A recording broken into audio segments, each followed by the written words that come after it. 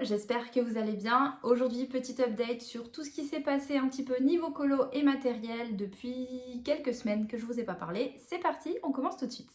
Alors, on va commencer d'abord par un petit point sur les coloriages que j'ai en cours, terminés, etc. Je n'en ai pas fait énormément parce que du coup, entre-temps, la dernière fois que je vous avais pris, du coup, j'ai changé de travail, nouvelle organisation, nouvel emploi. J'ai pas forcément beaucoup colorié, mais là, ça y est, j'arrive à trouver un nouveau rythme, donc je m'y remets et je suis trop contente de m'y remettre parce que j'aime trop ça. Ça me détend de fou, c'est vraiment, le coloriage c'est vraiment quelque chose que je pense je ne lâcherai jamais. Ça me fait trop du bien, moi qui suis une grosse stressée.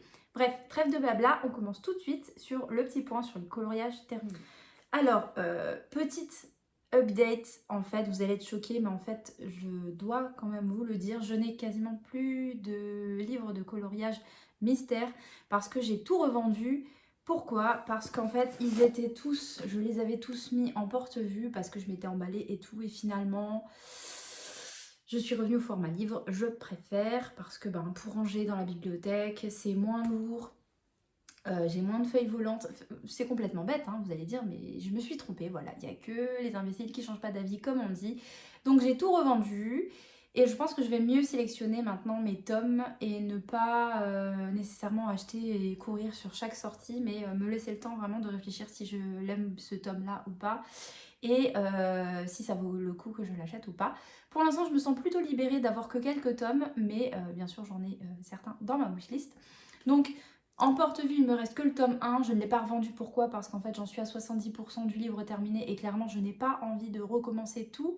Et celui-ci me tenait à cœur parce qu'il y a vraiment mon évolution colo dedans. Il y a vraiment les tout premiers colos où j'ai fait énormément de traces, plus maintenant plusieurs techniques que j'ai tentées, essayées. Donc voilà, celui-ci il me suit vraiment depuis mes tout débuts dans le colo, donc je ne l'ai pas revendu. En revanche, j'ai revendu tous les autres. Donc il ne me reste plus que ce tome 1, le tome portrait et le tome 10 que je n'ai pas pensé à préparer pour vous montrer, mais voilà, le tome 10. Donc c'est tout ce qui me reste en coloriage mystère de Hachette Rose. Évidemment, dans ma wishlist, il y a le tome en famille, il y a le tome 11, mais j'attends qu'il y ait des réimpressions correctes, qu'il n'y ait vraiment plus du tout de problème niveau impression, niveau décalage, etc. pour me le procurer. Et tellement d'autres en fait qui me font envie, mais voilà, le tome 11 et le tome en famille c'est sûr et certain, ça fait plusieurs mois que je les regarde, euh, je les veux, c'est sûr. Les autres ensuite on verra. Je sais qu'il y a Fée, Sorcière et Magicien, le Schtroumpf qui est sorti, j'aimerais bien en prendre je pense un ou deux hors Disney, peut-être le Conte de Fées, je ne sais pas. J'ai vu qu'il y avait un Barbie aussi qui sortait, mais je pense que au bout de 2-3 colos, ça va peut-être me lasser un petit peu. Bref, j'essaye de réfléchir un peu plus à mes achats, en tout cas en ce qui concerne les livres de colo mystère. Et le tome Vitro aussi, par contre, c'est sûr, je vais le racheter. Bref, trêve de blabla. Alors, en ce qui concerne les coloriages terminés ou en cours, j'ai donc au fil des saisons, j'en ai fait un. Donc, j'aime beaucoup ce livre, hein. Pour rappel, j'avais déjà fait celui-ci, au Crayola Super Tips, hein, toujours. Et celui-ci, je l'ai fait du coup en mai, donc ce mois-ci. Crayola Super Tips et Posca pour repasser les contours. Donc voilà pour celui-ci. Ensuite, dans le Petite Poupée, j'en avais un en cours que je n'ai pas repris parce que comme je n'avais pas beaucoup de temps pour colorier, quand j'avais du temps pour m'y consacrer, en tout cas, je me suis concentrée sur des coloriages mystères. Donc c'est vrai que j'ai pas repris mon petit Sully dont je suis super fière. Pourtant, il reste pas énormément de choses à faire finalement, c'est plutôt rapide. Et voilà, j'aimerais bien réussir à le terminer ces semaines à venir. Ensuite, dans le tome 1, je suis désolée pour le reflet de la fenêtre. Alors, on s'était arrêté sur quoi? Je ne sais plus. Je pense qu'on s'était arrêté sur celui-ci, que j'avais fait encore avec la méthode trait, mon Crayola Super Tips. Mon Stitch n'est toujours pas fini, je vous avoue que je n'ai pas très envie de le continuer, mais je vais le finir, mais je ne l'ai toujours pas fait. Pourtant, il ne reste pas grand chose non plus. Je vous avais montré, je pense, Blanche-Neige, qui avait été fait au crayon avec plusieurs gammes pour tester, notamment Light Fast, Polychromos, Luminance pour un bleu clair, et il me semble que c'est tout. Ensuite, vous voyez, c'est ça qui m'énerve avec le porte-vue, c'est pénible, c'est lourd, enfin bref. Voilà, j'aime plus ça, donc maintenant je réfléchirai à 2 fois avant de découper mes livres. J'ai fait celui-ci, c'était une vraie galère pour trouver les bonnes teintes de marron. Mes Crayola Super Tips, ma deuxième boîte est en train de me lâcher. Je ne sais pas encore si je vais les renouveler ou pas, je vous dirai pourquoi. Donc j'ai fait celui-ci, ensuite celui-ci vous l'aviez vu. J'en ai 2 en cours également, ici aussi. Donc celui-ci, je ne sais plus quel dessin animé, Atlantide peut-être. Je ne sais plus. Et le Maléfique, celui-ci, je trouve qu'il rend très bien. Je suis assez contente. Alors celui-ci, je suis en train de le faire au Polychromos. C'est très long au crayon, mais j'aime beaucoup le rendu au Polychromos. Et ensuite, je repasserai les contours au Posca noir pour que ce soit vraiment bien noir et sans trace. Pour l'instant, je ne l'ai pas terminé, mais il est en cours. Celui-ci, je crois que je vous l'avais montré, j'en suis super fière. Entièrement fait au Posca noir et au Polychromos et je suis super fière du résultat. Je le trouve hyper beau, très peu de traces, mais il m'a pris une éternité. C'est tellement beau Polychromos, mais honnêtement, c'est très long. Moi, j'aime bien que ça aille vite, mais pas trop pour pouvoir profiter du coloriage. Mais bon, je pense que ça dépendra de mes humeurs, disons. Je suis en train de chercher ce que j'ai à vous montrer également. J'avais fait celui-ci au Crayola Super Tips toujours, pardon, et au Posca noir. Voilà, en reprenant la méthode des petits ronds. Je l'aime bien quand même. Celui-ci, je l'ai fait en avril. Donc vous voyez, ça fait un moment que je ne vous ai pas parlé. Et ensuite, j'ai résisté longtemps, malgré que TikTok me bombarde de feutres acryliques de partout. Je me suis dit non, c'est cher, ça va être... Je trouvais que des désavantages. C'est cher, il va falloir plusieurs boîtes pour avoir toutes les teintes. Le rendu va être râpeux, il va y avoir des traces, il faudra que je fasse plusieurs couches et tout. Et puis j'ai testé, et puis j'ai adoré, et puis j'ai craqué, tout simplement. La faute à ma meilleure amie Chloé qui m'a complètement convertie, voilà, tout simplement. Donc j'ai commencé par faire celui-ci en duo avec elle. Alors j'ai qu'une seule boîte d'acrylique pour l'instant, donc j'ai fait avec les teintes que j'avais, donc c'est pas tout à fait les teintes qui correspondaient forcément. Il y a un petit peu de traces, mais en soi j'aime beaucoup le rendu, hein. Franchement j'aime beaucoup le rendu. C'est hyper agréable à faire à l'acrylique. En fait je comprends maintenant l'engouement. Je résistais, hein, mais...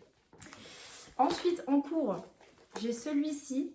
Donc les contours avaient été faits avant, donc je vais les repasser au noir, au Posca noir, pardon. Je ne peux pas le terminer pour l'instant parce que de la boîte d'acrylique que j'ai pas assez de teintes de marron. Il me reste que des teintes de marron ou des teintes peau. Donc j'en ai commandé d'autres, je vous montrerai ça. Et du coup, voilà, je le finirai quand j'aurai les couleurs qu'il me faut. Et ensuite, j'ai fini celui-ci hier soir et j'en suis super fière, franchement. Pareil, il y a quelques couleurs où ça fait des traces, mais parce que c'est les feutres que j'ai choisis, je vous en parle après. Mon petit Quasimodo, honnêtement, j'adore. Oh, j'adore le rendu. Alors dans le bleu ciel et dans le gris, il y a un petit peu de traces quand même si j'ai fait 2 couches, je crois. J'adore le rendu, autant de près que de loin. Pour le côté râpeux, ça me dérange pas tant que ça, puis c'est pas tant râpeux que ça. Par contre pour le budget, c'est un budget, clairement. Donc voilà, je suis super contente de ce rendu, honnêtement j'adore et je voudrais en faire plein d'autres. Voilà, pour mes colos en cours et terminés. Alors ensuite on va passer à un petit haul, je pense. Il fallait que je vous parle, ça fait quelques temps, malheureusement, je crois qu'il s'appelle Aurélien, si je ne me trompe pas. Le pauvre, il attend depuis un certain moment que je publie ma vidéo et j'ai été totalement dépassée par mon nouveau boulot, ma nouvelle organisation. J'ai reçu très gentiment le Créature sombre mignonne, donc c'est aux éditions Crayonna, il me semble. Est-ce que c'est marqué? Oui, exactement. Voilà, je suis désolée si je parle vite, mais en fait je vous tourne une petite vidéo entre le coupé que j'ai pour retourner au travail, donc j'espère que vous m'en voudrez pas. Je le trouve très mignon, comme le dit le titre. Alors, j'ai voulu il m'a gentiment proposé de me l'envoyer en PDF ou en livre papier. J'avais choisi le support papier pour pouvoir vous le présenter, pour pouvoir tester le papier. Première chose, je vais vous le dire tout de suite, je ne conseille pas la version papier parce que le papier est très fin et ne supporte pas tous les supports. Donc à choisir, je vous conseille vraiment de prendre la version PDF et d'imprimer sur du bon papier. Type celui que Morgane conseille très souvent, c'est le Pantone, alors peu importe la couleur, un jaune, ivoire, blanc que vous prenez, mais sur du bon papier un petit peu plus épais. Je pense que ça va être du 70, allez, maximum 90 grammes, je pense, le papier. Enfin, on le sait, c'est publié par Amazon, il me semble. Donc, c'est du papier plutôt basique. En revanche, voilà, je ne veux pas que vous vous arrêtiez uniquement sur le papier. C'est très important quand on colorie. Mais passer ce détail, je trouve que c'est très agréable et très détente de colorier des petites formes comme ça, des petits personnages très mignons et sans prise de tête. Alors, j'ai fait un colo.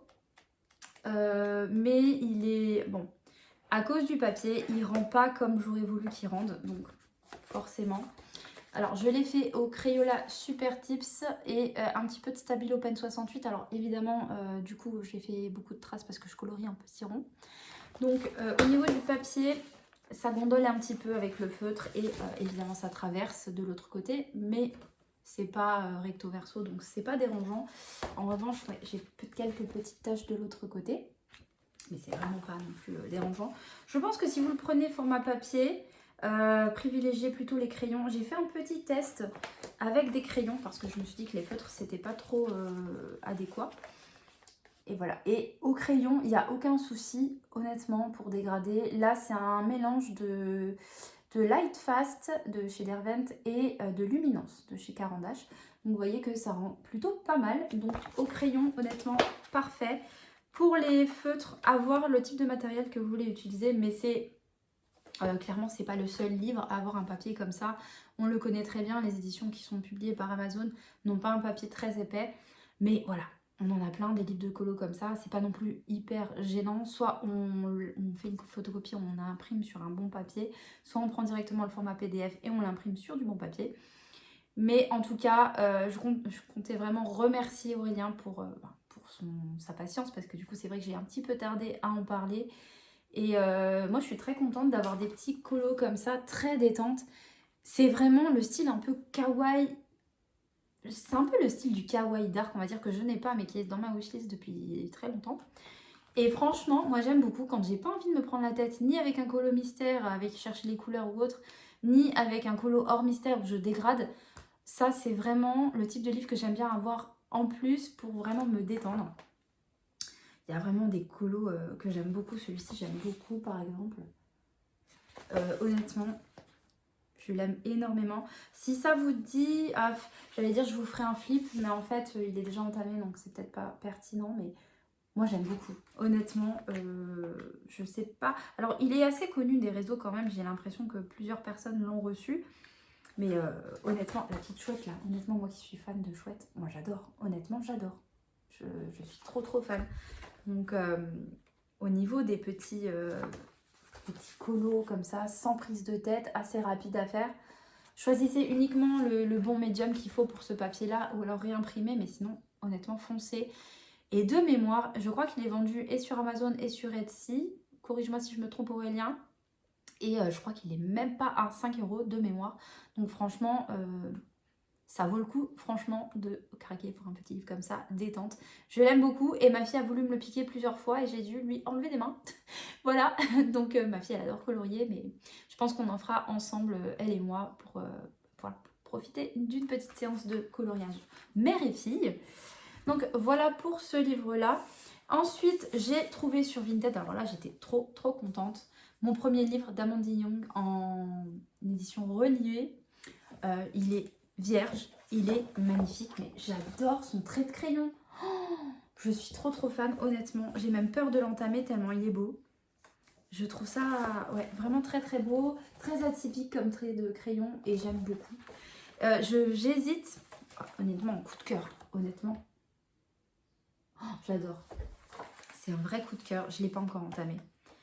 Il est très qualitatif ce livre. J'espère trouver d'autres livres en édition reliée, je l'espère, mais je pense qu'il y en a qui ne sont plus édités, donc j'ai très peu de chance de les trouver en couverture reliée.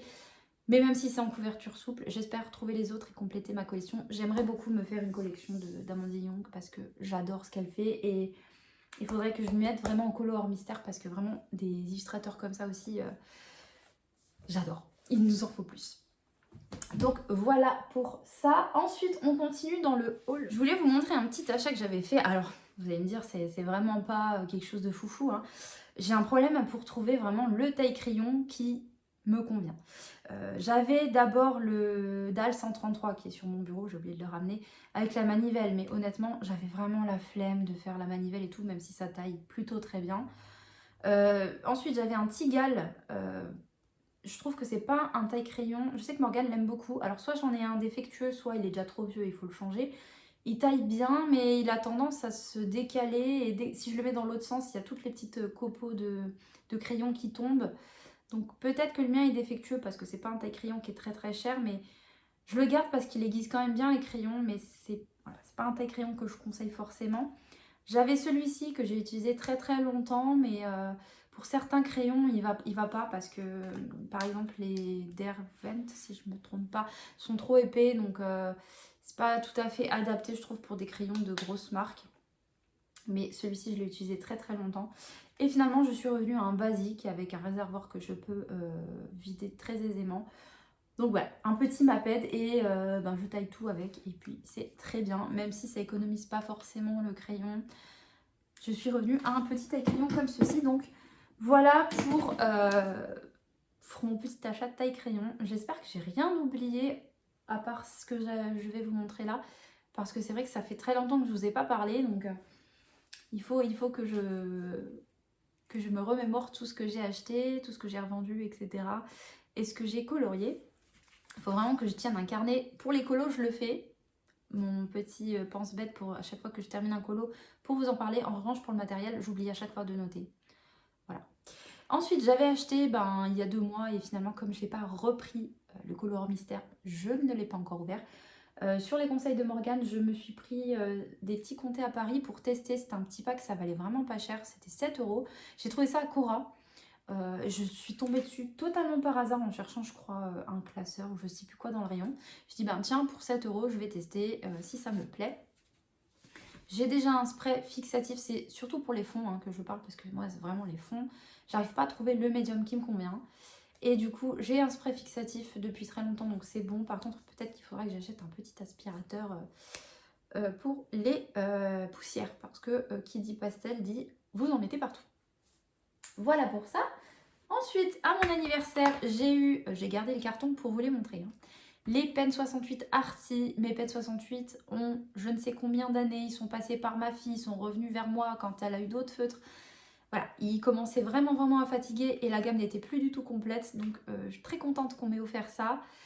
Je les garde pour les petits coloriages. Je sais pas, par exemple, j'ai pas de Johanna Basford, mais j'aimerais bien en avoir un pour vraiment les petites zones, etc. Parce ils ont tendance à faire des traces quand même sur les grosses zones. Donc, et la mine, quand elle n'est pas encore faite et quand elle est neuve, est assez dure et rigide.